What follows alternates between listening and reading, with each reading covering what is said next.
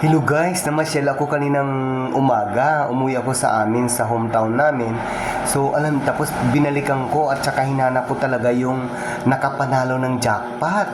Kasi taga dito sa amin sa Liti nanalo ng 642 noong September 5. Siyempre may outlet ako, tinignan ko doon kung totoo ba. Kasi nalilito ako kung anong outlet talaga yung pinuntahan ng nanalo.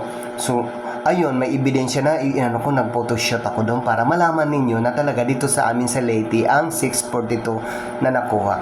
At ito pa, napakaganda pa kasi ang tumaya is taga doon sa amin, sa isa parehas kami munisipyo. Hanapin ko nga siya. Hihingi ako ng areba. O panoorin nyo para malaman nyo kung totoo ba yung sinasabi ko na dito sa amin tumaya.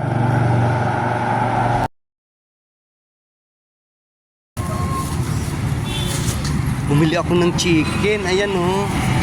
Tapos bumili ako ng sasakyan ko na kasi ano na yung pa ako.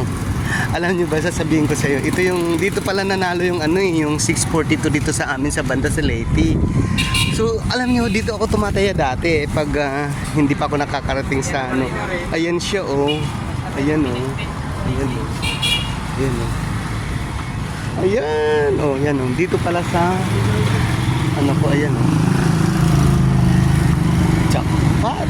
Pero alam niyo ba kung saan kung sinong nanalo dyan? Taga sa amin, taga sa Leyte. Ayun talagang pinuntahan ko lang kasi sabi, sa may Kogon daw, San Roque pa lang nanalo dito na outlet. Ayun, at least nakita ko na. Good luck sa nanalo. Bye bye.